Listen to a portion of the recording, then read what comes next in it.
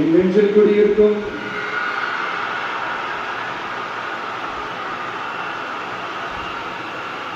கரூர் சொந்தங்கள், உங்கள் அனைவருக்கும் என்னுடைய வணக்கம்.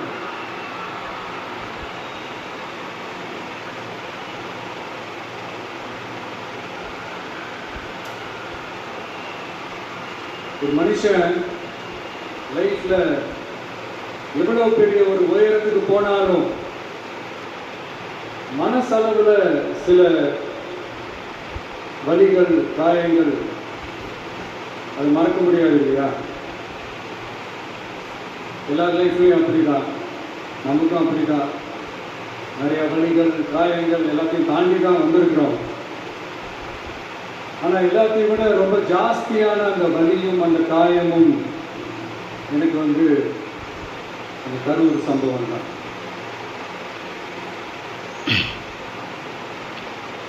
மக்களை சந்திக்கிறதுக்காக, மக்களை சந்திக்கணும், மக்கள் பிரச்சனைகளை எடுத்து பேசணும். அதுக்காக தான் அந்த மக்கள் சந்திப்பு பயணத்தை தொடங்கி திருச்சி, அரியலூர், நாகப்பட்டினம், திருவாரூர், நாமக்கல், கரூர் அப்படின்னு சொல்லிட்டு போயிட்டு இருந்தோம். அரியலூர்ல அந்த மீட்டிங் முடிச்சுட்டு பெரம்பலூர் போகிறதுக்கு முன்னாடி அந்த பெரம்பலூர் போலீஸ் எங்களை அலர்ட் பண்ணாங்க.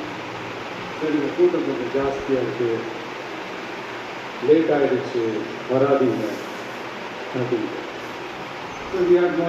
போலீஸ் சொன்னால் நம்ம அதை ஒபே பண்ணி தானே ஆகணும்.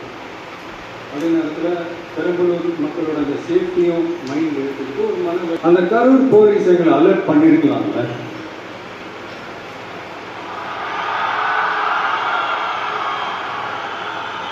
இல்லை சார், இங்கே எதிர்பார்த்ததை விட கொஞ்சம் கூட்டம் அதிகமாக இருக்கு, கண்ட்ரோல் பண்ண முடியல, வராதிங்க. அண்ட் போலீஸ் நினைச்சா அவங்க அந்த மீட்டிங்கே கேன்சல் பண்ணலாம். ஏதோ தப்பா இருக்கு, ஏதோ தப்பா தோணுது அப்படின்னு நினைச்சிட்டாலே they have all the rights to cancel the meeting. எங்ககிட்ட கேட்கணும்லாம் ஒன்றும் அவசியமே கிடையாது.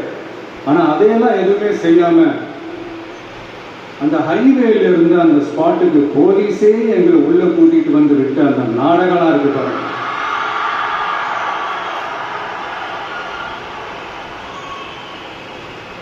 நம்பிட்டேங்க, முழுசா நம்பிட்டேன்.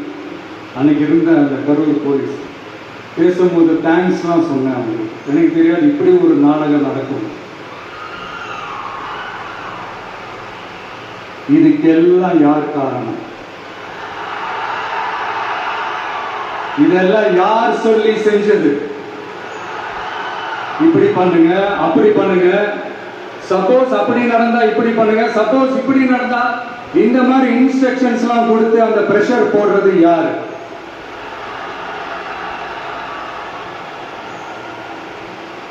அந்த சம்பவத்துல நம்ம யாரெல்லாம் இழந்திருக்கோம் தெரியுமா? ஒரு டிவியில என் படமோ பாட்டோ வந்துச்சுன்னா, அம்மா விஜய் மாமா, அம்மா விஜய் மாமா அப்படின்னு சொல்லி அவங்க அம்மா கிட்ட சிரிச்சுக்கிட்டு அந்த டிவி ஸ்கிரீனை போய் தொட்டு முத்தம் கொடுத்துக்கிட்டு என் அக்கா தங்கச்சிங்களோட தங்க பிள்ளைகளை இழந்திருக்கோம். மழலை கூட சரியா வராதப்போ ஒரு பேப்பர் மேகசின்ல என் போட்டோவை பார்த்தா அதை சிரிச்சுக்கிட்டு அந்த கள்ளங்கபடம் இல்லாத அந்த சிரிப்பு, அந்த கடவுள் மாதிரி இருக்கிற அந்த பச்சை பிள்ளைகளை இழந்திருக்கோம். என் அக்கா தங்கச்சி, அண்ணன், தம்பி, குடும்ப உறவுகளை இழந்து அந்த வலியோட இருக்கிற என்ன நீங்க ஏளனமா பேசுறீங்களா? ஏன் பழிய தூக்கி போடுறீங்களா? இப்படி ஒரு சம்பவம் நடந்துருச்சு.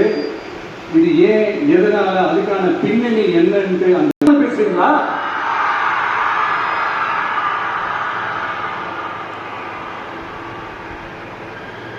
மக்களே, நான் உங்களையே கேட்கிறேன். அன்னைக்கு அத்தனை கிரௌட் இருந்துச்சு, அந்த கிரௌடுக்கு தகுந்த மாதிரி போலீஸ் பாதுகாப்பு கொடுத்தாங்களா?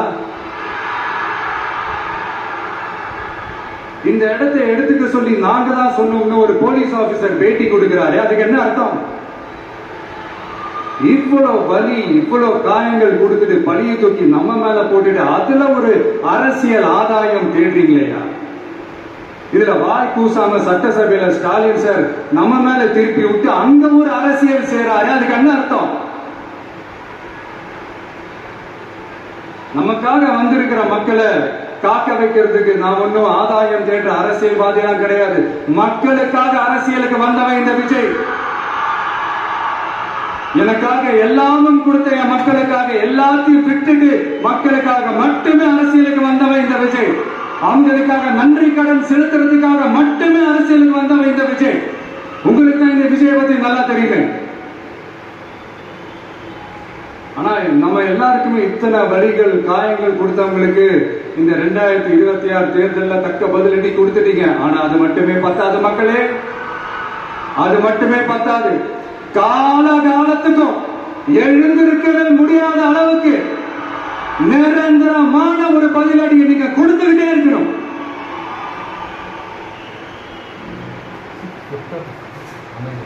இப்படி எல்லாம் பண்ணா நான் மக்களை விட்டு ஓடிடுவேன் நினைப்பா. யார் என்ன ஓடினாலும் நான் மக்களை விட்டு எல்லாம் ஓட மாட்டேன். அன்னைக்கும் சொன்னேன், இன்னைக்கும் சொல்றேன், நாளைக்கும் சொல்றேன், தில்லா சொல்லுவேன், கெத்தா சொல்லுவேன். பணமா ஜனமா அப்படின்னு கேட்டா என் ஜனம் தான் எனக்கு முக்கியம்.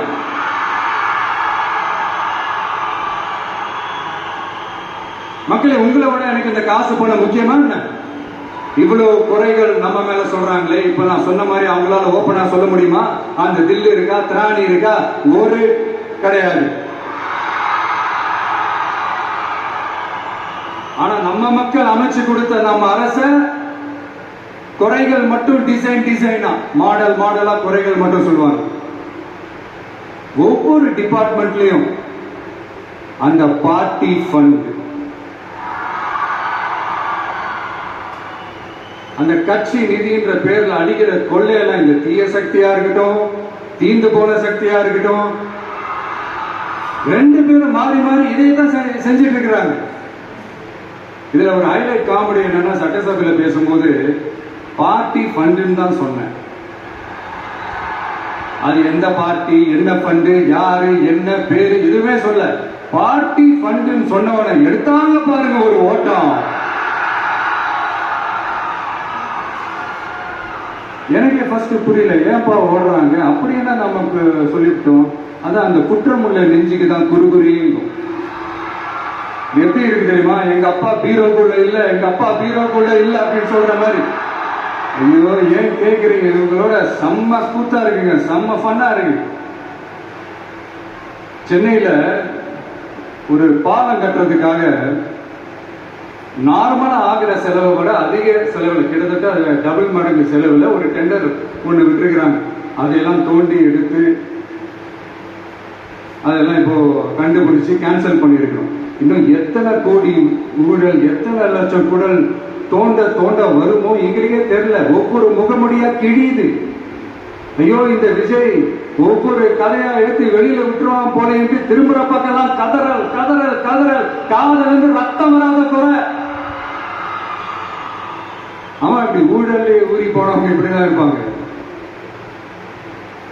இந்த 50-55 நாட்கள்ல அங்க செஞ்ச சில விஷயங்கள் சட்டசபையிலே எடுத்து சொன்னேன். பட் இங்க ஒரு சில விஷயங்கள் சொல்லணும்னு நினைக்கிறேன்.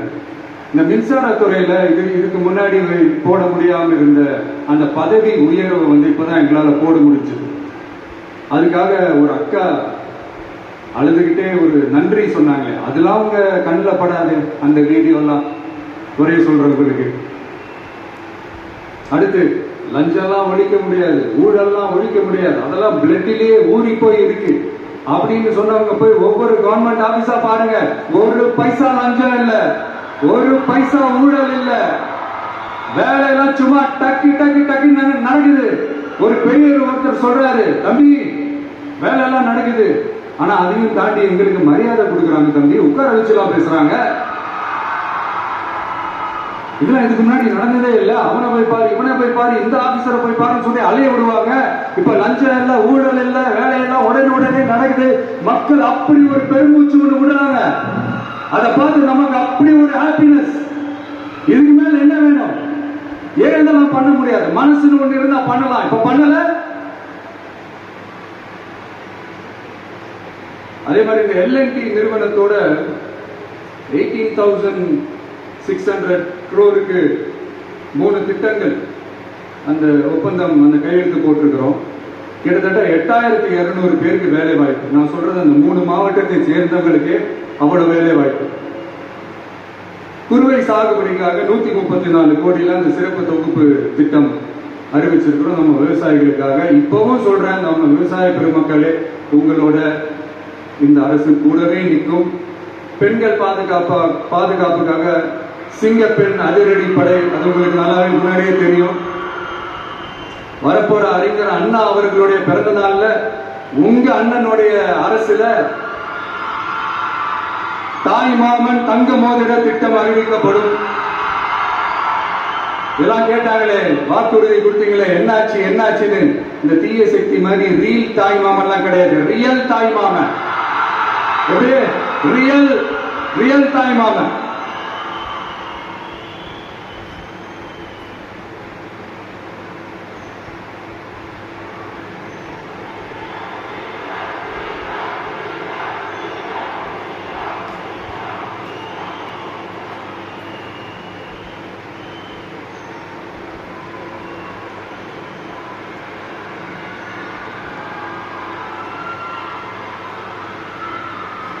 இந்த தீய சக்தியை பத்தி, அவங்க நிர்வாகத்தை பத்தி ஒரு வெள்ளை அறிக்கை ஒன்று வெளியிட்டோம்ல, அது ஷார்ட் அண்ட் ஸ்வீட்டா சொல்லணும்னா, ஒரு ஓட்ட பாத்திரத்துக்குள்ள தண்ணி ஊத்திக்கிட்டே இருந்திருக்கிறாங்க. பாத்திரம் எம்டியாவே இருந்திருக்கு, ஆனா ஊத்தின தண்ணி தான் எங்க போச்சுன்னு தெரியல. கடவுளுக்கு தான் கிடைச்சு. அது மாதிரி இப்ப நம்ம சொன்னதெல்லாம் சும்மா ஒரு சாம்பிள் தான். இன்னும் வரப்போற நாட்கள்ல உங்க அரசனுடைய அந்த விஸ்வரூபத்தை நீங்க பாப்பீங்க. அடுத்து வாயத்தொடங்க சிஎம். அடாடா, உங்க சிஎம் நெஞ்சிலேயே குத்திட்டு வந்தீங்க பாருங்க, அதான் வேற லெவல். பேசுங்க பேசுங்கன்றீங்க, பேசுனா எந்திரிச்சு ஓடிடுறீங்க. இனிமே பேச ஆரம்பிக்கிறதுக்கு முன்னாடி என்ன பண்ணணும் அப்படின்னா, ஒரு நண்பர் ஒருத்தர் சொன்னார், மாண்புமிகு பேரவைத் தலைவர் அவர்களே எல்லா டோரையும் இழுத்து லாக் பண்ணுங்க அப்படின்னு சொல்லிட்டு தான் பேச ஆரம்பிக்கணும் போன்று. ஏன்னா பேசிட்டு இருக்கும் போது எந்திரிச்சு ஓடிடுறாங்க. 5 நிமிஷம் பேசுனதுக்கே குளத்தூர்ல கொத்து பரோட்டா போட்டாங்க. இதுக்கு மேல பேசணும் மொத்தமா முடிஞ்சிடும், பாத்துக்கங்க. நாம அரசியல் பேசுனா விஜயெல்லாம் அரசியல் பேசலாமா அப்படிங்கிறது. சரிப்பா, நமக்கு எதுக்கு உங்க நம்ம பாட்டுக்கு நம்ம வேலையை பார்ப்போம், எதுக்கு அவங்கள பத்தி பேசிக்கிட்டு அப்படின்னு இருந்தா விஜய்க்கு அரசியல பேச தெரியல அப்படிங்கிறது. இப்படியே மாறி மாறி மேகதாது அணையை பத்தி என்ன தெரியும், விஜய் அதை பத்தி பேசல. இப்படி நம்ம அரசியலுக்கு வந்ததுல இருந்தே ஒரு கூட்டம் குறை மேல குறையா சொல்லிக்கிட்டு பாட்டுக்கு பாட்டு கச்சேரி எங்களுக்கும் பண்ண தெரியும், பண்ணலாமா? இந்த மேகதாது அணை சம்பந்தமான இந்த வழக்குல தமிழ்நாட்டோட பெட்டிஷனை சுப்ரீம் கோர்ட் எப்போ ரிஜெக்ட் பண்ணுச்சு? அப்ப யார் ஆட்சியில் இருந்தா? ஏன் ஒழுங்கா வாதாடல? நீங்க ஒழுங்கா வாதாடி இருந்தீங்கன்னா அதை ரிஜெக்ட் பண்ணியிருக்க மாட்டாங்கல்ல. ஏன் ஸ்டாலின் சார் வேணும்னே விட்டுட்டாரா? ஏன் இப்படிலாம் கேள்வி கேட்கலாமா? இப்படிலாம் கேள்வி கேட்டாதான் மேகதாது அணை பத்தி பேசுனதா அர்த்தமா? ஏன் அந்த ஸ்டேட் சிஎம் பேசுறாரு, நீங்க ஏன் பேசல அப்படின்னா, நம்ம ஸ்டேட்டோட உரிமையை எங்க நிலைநிறுத்தணுமோ அதுக்காக வேலை பார்க்கறது மட்டும்தான் முக்கியம். சும்மா சவால் விட்டுக்கிட்டு சீண்டிப்பார், நான் யார் தெரியுமா, தொட்டுப்பார், இப்படிலாம் பேசிக்கிட்டு இருந்தா வேலைக்கு ஆகாது. சும்மா பேசி பேசி பிரச்சனையை வளர்த்துக்கிட்டு யார் மேலே அது பழிய தூக்கி போட்டுட்டு அப்புறம் மக்களை அம்போட்டு தெருவில் விட்டுட்டு இப்படிதான் ஒரு அரசியல் பண்ணணும்னா அந்த அரசியல் நமக்கு தேவையில்லை, அதை நம்ம செய்யவும் போறதில்லை. Talk less work more mode தான், அதுதான் நம்ம பாலிசியே. அதனாலதான் சட்டசபையில அந்த அரசியல் தீர்மானம்னு சொல்லி ஒன்று கொண்டு வந்தோம். அதை எப்படி டேக் இட் ஃபார்வர்ட், எப்படி கொண்டு போகணுமோ அதை சரியா செய்வோம். சென்ட்ரல் கவர்மெண்ட்ல இருந்து அந்த டீலிமிட்டேஷனை திரும்ப கொண்டு வர போறதா ஒரு பேச்சு ஒன்று அடிபடுது. யார் என்ன டீலிமிட்டேஷன் கொண்டு வந்தாலும் தமிழ்நாடு அதை ஒத்துக்காது. நமக்கான இடத்தை யாரும் பறிக்கவும் முடியாது, அது பறிக்கவும் விட மாட்டோம். இப்படி நாம் இருக்கும்போது இந்த தீய சக்தி திமுக எங்க போய் நிக்குது, யார் கதவை தட்டிக்கிட்டு நிக்குது, அது உங்களுக்கு நல்லா தெரியும். மக்களே, இந்த தீய சக்தியும் தீந்து போன சக்தியும் வேற வேறலாம் இல்ல, கூட்டு களவாணிங்க. சொல்ல முடியுமா அவங்களால? எங்களுக்குள்ள ஒட்டும் இல்லை, உறவும் இல்லை, அறிவிக்க முடியுமா, நிரூபிக்க முடியுமா? இந்த வரப்போற இடைத்தேர்தல் அதை நிரூபிச்சு காட்டுங்க, அப்புறமா பேசுங்க. மக்களை என் மனசை விட்டு கரூர் எப்பவும் நீங்கவே நீங்காது. நமக்கு ஏற்பட்ட வேதனையான சம்பவத்தை, நமக்கு எதிராக நடந்த சதிய சூழ்ச்சிய இனி வர்ற ஜெனரேஷனும் அவங்களுக்கு தெரியப்படுத்தணும்ல. அதுக்காகவே இனி ஒரு அரசியல் சதிய, அரசியல் சூழ்ச்சிய யாரும் யோசிக்கவே கூடாதுன்றதுக்காகவே கரூர்ல ஒரு நினைவு சின்னத்தை நம்ம டிவிகே சார்பா அமைக்கப்படும் அப்படின்றத அறிவிக்கிறோம். அப்புறம் கரூர்ல இருந்து ஒட்டுமொத்த தமிழ்நாட்டு மக்களுக்கும் சொல்றேன், உங்க டிவிக்கு அரசு உங்களுக்காகத்தான் உழைக்கும். அடிப்படை வசதிகளை முதல்ல நிறைவேற்றணும். ஒரு பக்கம் நிதி நிலைமையை சரி செஞ்சுக்கிட்டு, இன்னொரு பக்கம் அப்படியே நாம சொன்னதுல பிரையாரிட்டி பார்த்து ஒவ்வொன்றா படிப்படியா நிறைவேற்ற ட்ரை பண்ணுவோம். இது எப்பவும் உங்களுக்கான அரசா தான் இருக்கும். இந்த விஜய் உங்க விஜயா தான் இருப்பான். நீங்க உரிமையோட உங்க கவர்மெண்ட்டை நீங்க அணுகலாம். இந்த தீயசக்தி ஆட்சி முடிஞ்சு பொட்டிக்குள்ள போனதுல இருந்து என்னென்னமோ பண்றாங்க, ஏதோ பேசுறாங்க, சோஃபாங்கிறாங்க, வாஷிங் மிஷினுங்கிறாங்க. இந்த அரசியல் வியாபாரம் பண்றதுக்கான அந்த வெண்டிங் மிஷினே அவங்க தான். யார்? இப்ப திமுக. இதுல நம்மள பார்த்து வாஷிங் மிஷினுங்கிறாங்க. எலெக்ஷன்ல ஓட்டுக்கு காசு கொடுக்கிற அந்த கலாச்சாரத்தை, அந்த கல்ச்சரை அடிச்சு நொறுக்கி இருக்கிறோம். எலெக்ஷன்லயே அப்படி வேலை பார்த்த நாம, நமக்கு எதுக்கு இந்த குதிரை, கழுதை, ஒட்டக பேரெல்லாம்? மக்களின் பக்கம் அப்படி இருக்கும்போது நமக்கு எதுக்கு இந்த பேரெல்லாம்? இந்த திருட்டு திமுக ஆட்சியை வச்சுக்கிட்டு ஊரடிச்சு ஒலையில போட்டு இந்த கொள்ளையை அடிச்சதுனாலதான் உங்க கரூர் கம்பெனி ஓனர் ஒருத்தர் எங்க எங்க இருக்காருன்னே தெரியாம ஓட்டு ஓட்டு ஓட்டு ஓட்டு ஓட்டு ஓட்டு ஓட்டு ஓடு வராம் பாரு வேட்டக்காரன் ஓடினே இருக்கிறார். இன்னொருத்தர் ஃபாரின்ல போய் ஒழிஞ்சுக்கிட்டார். ஃபாரின் ஸ்டாலின் சார் நினைச்சிட போறீங்க. அவர் இல்ல. எனக்கு எப்பவுமே ஸ்டாலின் சார் மேல ஒரு தனி பாசம் ஒண்ணு உண்டு. அவர் கிடையாது, இவர் வேற. சிங்கப்பூருக்கு செக்கப்புக்கு போனார்ல அவரு. இன்னும் தோண்ட தோண்ட எத்தனை பேர் மாட்ட போறாங்களோ தெரியல. உங்ககிட்ட யாராவது லஞ்சம் ஏதாவது கேட்டாங்கன்னா கொடுக்க முடியாது சொல்லு. நான் இருக்கேன் உங்களோட. அப்படியே யாராவது போர்ஸ் பண்ணாங்கன்னா, இது எங்க மகன், எங்க புள்ள, எங்க அண்ணன், எங்க தம்பி, எங்க விஜய், எங்க விஜயோட ஆட்சின்னு ஸ்ட்ராங்கா சொல்லுங்க. மக்களை நீங்க கூட இருக்கும் போது லஞ்ச ஊழல் மட்டும் இல்ல, அதிகாரத்தை வச்சு ஆட்டம் போடுற யாரா இருந்தாலும் அடங்கிடுவாங்க. இந்த கடமை, கண்ணியம், கட்டுப்பாடுன்ட்டு ஒரு காலத்துல கொள்கையோட இருந்த கட்சியெல்லாம் இன்னைக்கு எப்படி இருக்கான்னு உங்களுக்கே தெரியும். அதாவது இந்த டிவிகே கட்சியோட தலைவரை எதிர்க்கிறதுல ஒரு நியாயம் இருக்கு. ஏன்னா உங்க பொழப்புல மண்ணள்ளி போட்டான். என்ன இந்த ஊழல் லஞ்செல்லாம் பண்ண மாட்டேன்னு சொல்லி உங்க அரசியலே ஒரு தெருமுனைக்கு கொண்டாந்து விட்டான். மக்கள் வேற அவனதான் நம்புறாங்க. சோ இந்த விஜயை எதிர்க்கிறதுல ஒரு அரசியல் நியாயம் இருக்கு, அது புரிஞ்சுக்கலாம். ஆனா இன்னைக்கு இந்த விஜய மக்கள் ஓட்டு போட்டு ஜெயிக்க வச்சு ஒரு தீர்ப்பை கொடுத்து மக்களுக்காக வேலை செய்யறதுக்காக முதலமைச்சரா உட்கார வச்சிருக்கிறாங்க.